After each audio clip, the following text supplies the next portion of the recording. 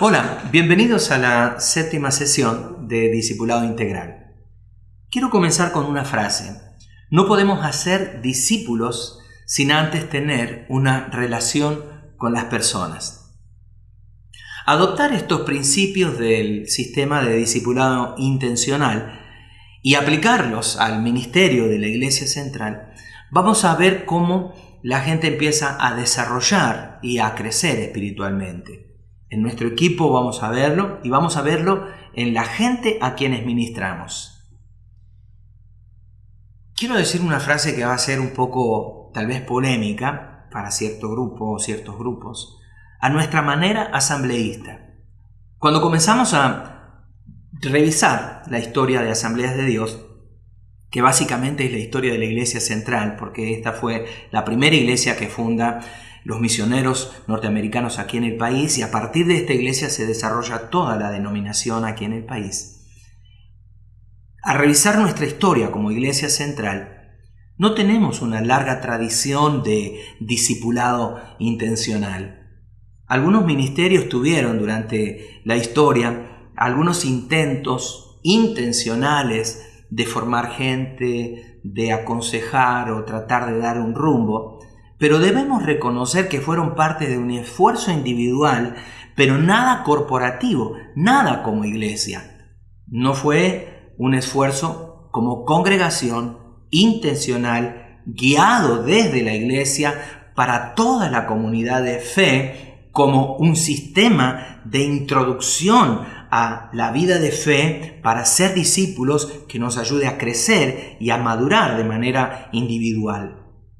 En este sistema que proponemos, se anima a los creyentes a participar en las reuniones aún de grupos pequeños y a participar de los medios de gracia, de los hábitos espirituales, las disciplinas espirituales, con tal de ser discípulos de Cristo.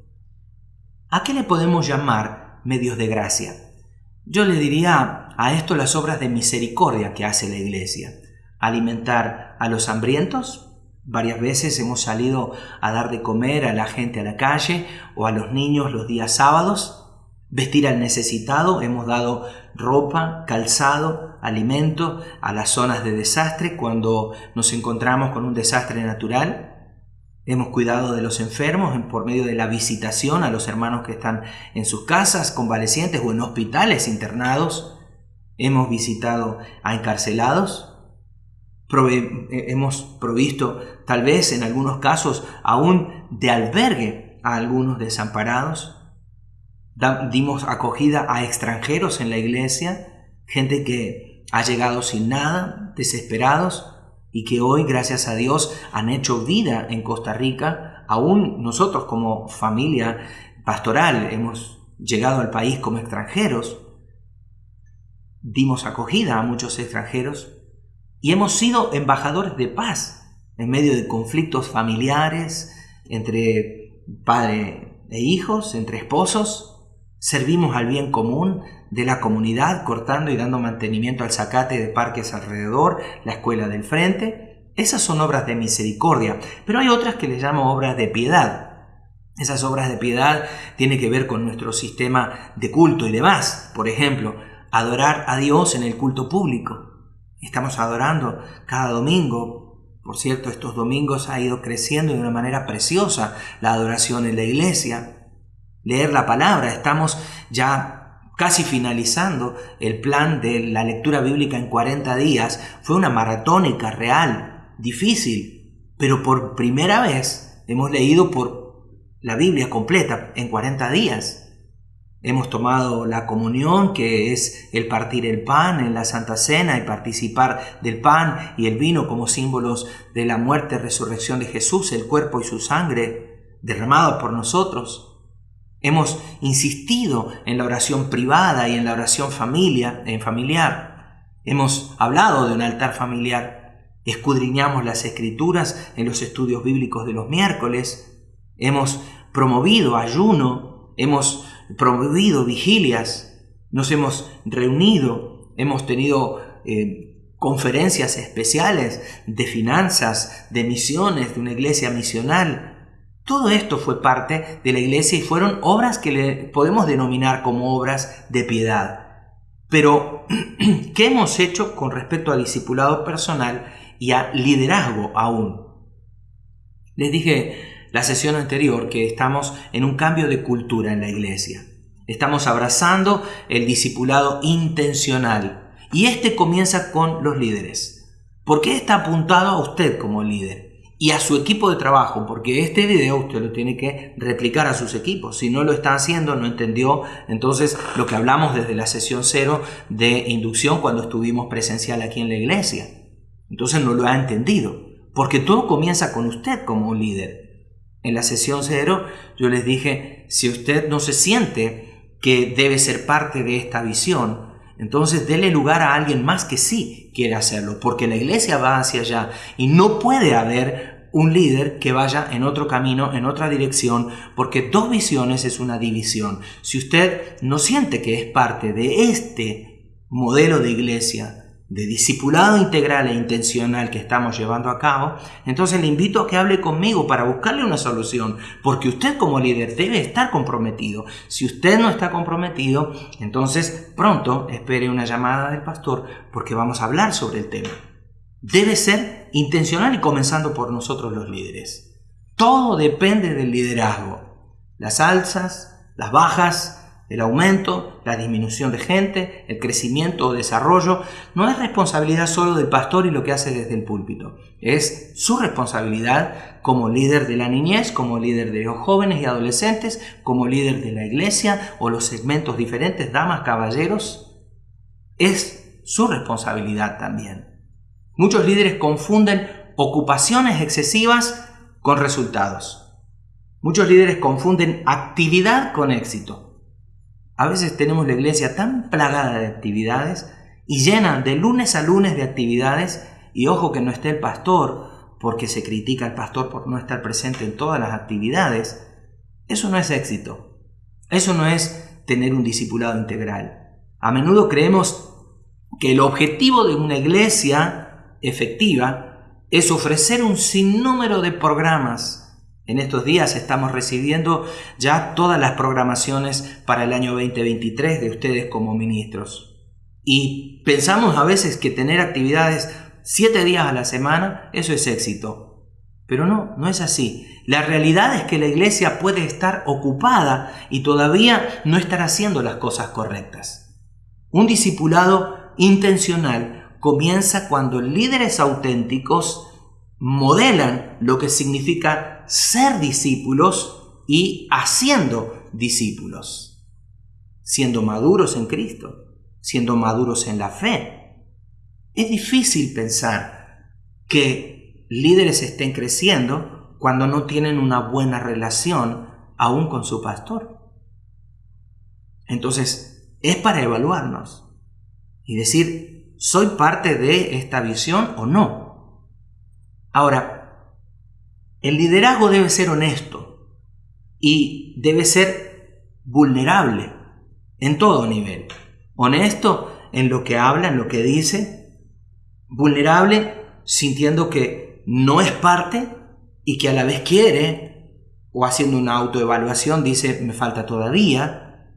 Pero necesitamos compartir cómo estamos, autoevaluarnos.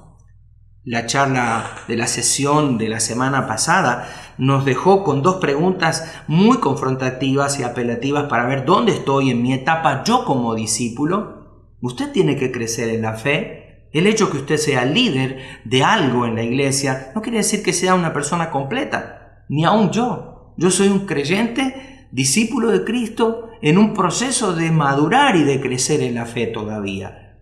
Y tengo 54 años, nací en una casa de un pastor. Soy pastor hace 36 años y todavía considero que estoy creciendo. Si usted se considera una obra de arte finalizada, entonces creo que equivocó el camino. Nosotros necesitamos entender que estamos en un proceso de crecer y que tenemos que invitar a otros a crecer y madurar en Cristo. Si así no lo vemos, entonces creo que hemos equivocado el camino y la fe. Deberíamos ver a cada equipo y a cada liderazgo y sus equipos unidos reunidos como una oportunidad no solo de cumplir tareas administrativas, de programación y preparación de actividades lindas en el año, sino mirar y ver nuestra posibilidad de hacer discípulos a otros, de proveer espacios de crecimiento personal y espiritual, de desarrollo en la fe. Déjenme decirle esta frase: el discipulado intencional comienza cuando líderes auténticos modelan lo que significa ser un discípulo en crecimiento y madurez. Si vos como líder no estás creciendo y desarrollándote, entonces no esperes que la gente que viene detrás de vos, tus líderes secundarios, terciarios o la gente que está sentada en las sillas. Un discípulo intencional y un discipulado intencional en todo nivel de liderazgo va a formar entonces un enfoque en el desarrollo y el crecimiento de los discípulos. Si usted se enfoca en su propio desarrollo y crecimiento, también su gente lo hará. Enfóquese en el desarrollo y crecimiento de los discípulos saludables que usted tiene, de que al final de la etapa de su edad que le corresponde, hablando de los niños de 0 a 12 años cumplidos o 13 años cumplidos, de 13 años en adelante hasta los 14, 16, ¿qué estás haciendo en esa etapa? Los jóvenes hasta los 25, 30, 35 años, ¿qué estamos haciendo y cuáles son nuestros objetivos? ¿Les estamos proveyendo espacios de crecimiento a la gente? A veces nos ocupamos más y nos preocupamos en ser líderes glamorosos, carismáticos, pero nos estamos olvidando en ser seguidores de Cristo, en frenar actividades y decir, ok, me voy a ocupar de arreglar mi vida con Jesús. Y este será el motor que haga que la iglesia crezca. Que usted se preocupe tanto como yo de mi crecimiento personal, de su crecimiento espiritual y de la gente a quienes ministramos. Si usted dice ser un líder saludable, usted tiene que cultivar una iglesia sana. Si usted dice ser un líder saludable, tiene que ministrar en salud a la gente a quien usted tiene a cargo. Si la gente que usted ministra, cuando llega el tiempo de que se cumple la franja de su ministerio, se va de la iglesia, es porque no se está cumpliendo los objetivos. No hubo una transición a la siguiente etapa. Las iglesias saludables desarrollan liderazgo saludable y los liderazgos saludables desarrollan discípulos saludables.